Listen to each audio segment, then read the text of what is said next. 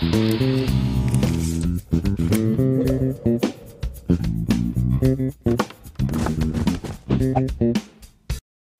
my name is Donkin and today we're going to show you how to build a DIY bench planter. First of all, we start off with our planter tray, which we picked up from our local builder's outlet. Now what I've done is I've actually designed the bench to suit all the outside dimensions of the tray, and then I've marked it out and spaced it out accordingly.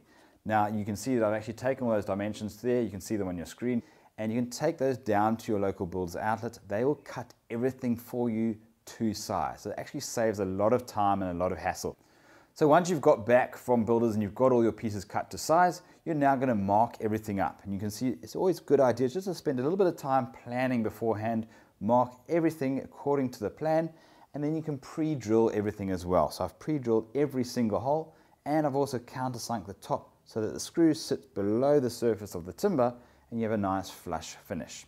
Okay, so we've done all the hard work. All that's left to do is actually start assembling it. Okay, let's get cracking. Right, first of all, we're going to start off by building our top box frame area. Now, basically, you've got to hold them all square. It's a good idea or handy hint to actually use your table, your bench, if it is square, as one of your tools instead of having that third hand trying to hold everything in the right place. So let's move the stuff out the way. Some clamps. So I'm going to use the back edge here of my bench. And I'm going to use that front side as well. So I'm going to bring that right up flush. Now here's a handy idea. You always are short of hands unless you've got somebody to help you. So just use some clamps just to hold things down nice and firm.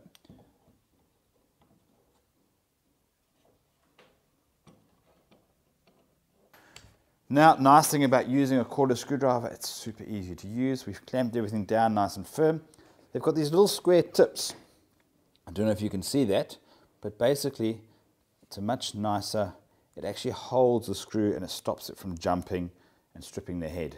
So it just makes life a little bit easier.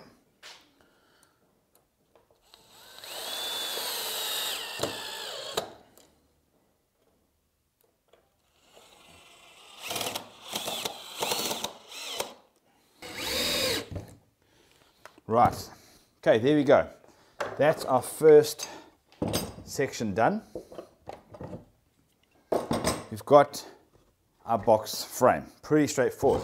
The next part, these are little slat pieces. They're going to go on the top. We put one either side. Line that up. Let's quickly screw that down.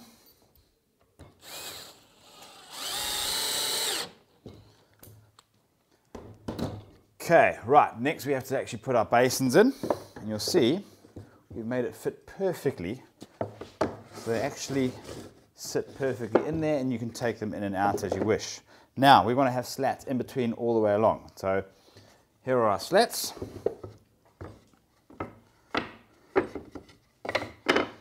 Now, often you're going to find you're going to have a nice little even spacing. To get these right is always difficult and you start measuring it out. So a handy hint is use some scrap timber. So when I designed it, I made the gaps 18 millimeters, and the reason why I did that is my standard shutter ply is 18 millimeters thick. So all I do is I grab some scrap pieces and I put them in between. These were just some offcuts which I picked up, or the leftover pieces from my original order. And we need one more, and it goes. Right, okay, so you can squeeze all those together, and you know you've got them all evenly spaced. You want to allow a little bit of a gap either side so we can get that basin out easily. Let's just make sure we got it the same. That's perfect. And we just line these up nice and flush. We put all our screws in. You're going to see now how much time you actually save. Just by setting up, it's basically like a little production line you're going all the way through. Do all your drilling, get it all done. Do all the countersinking, get it all done. Put all the screws in, screw them all in one time. You're less likely to make mistakes that way as well. Okay, so we're going to line up our first guy there. Just double check we've got that nice and tight. Okay, in with the first one.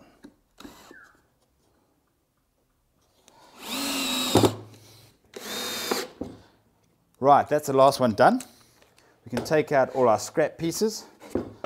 And now we know that every one of those gaps are exactly the same. Now there's a section where you're going to start putting your legs in. Normally you struggle trying putting them one underneath. The easiest way to do this is just work upside down. So we're going to flip it over. And here are our leg pieces. There's that 69 by 69 pine. And basically it's going to fit in that corner edge there. And we've got screw holes either side. And we're going to screw it in nice and tight. Now often if you can hold it down firmly with one hand, that's fine. But otherwise make use of the clamps if you're struggling. And they can hold it in position nice and tight. Okay, we'll start off with our first leg. We'll screw right at the bottom.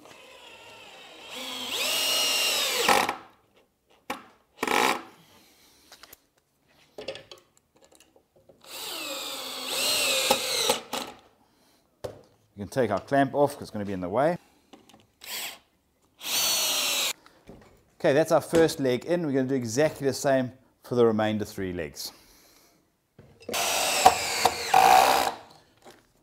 Right, that's our last leg in. Let's just take off our clamp, move those out the way. That's it, that's our bench done. Basically we're going to flip it over. Right, let's double check, make sure it all works. Fits perfectly, fits perfectly. Okay, so what's left to do? Right, well let's take those out. We're going to get those planted up. We then, all the sharp edges, all the splinters, all the burrs, take some sandpaper and just sand everything down. Get a nice smooth edge, nice and neat and tidy, and give that top surface, any rough surfaces, give that a good sand down as well. Once you're happy with that, we're going to take some wood filler. Here's some wood filler, and all we're going to do is basically got a little scraper, open up a little bit there and squish it in the holes. So now you're filling the top of all your screw holes with wood filler. Any excess just wipe off. Okay, once that is dried, sand it down smooth so you've got a flush finish. Then we're going to put at least 1 coat of wood primer onto the timber surface, and then we're going to finish it off with approximately 2 coats of yellow enamel, bright fluorescent yellow. It's going to look fantastic.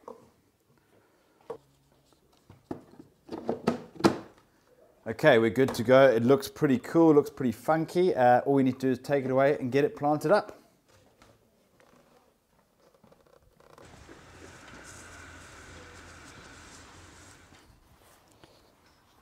Wow, look at that. We've got this awesome bench planter. We've got plants either side of us. We're out in the garden, out in the open, and it's a beautiful, beautiful day. What more can you ask for?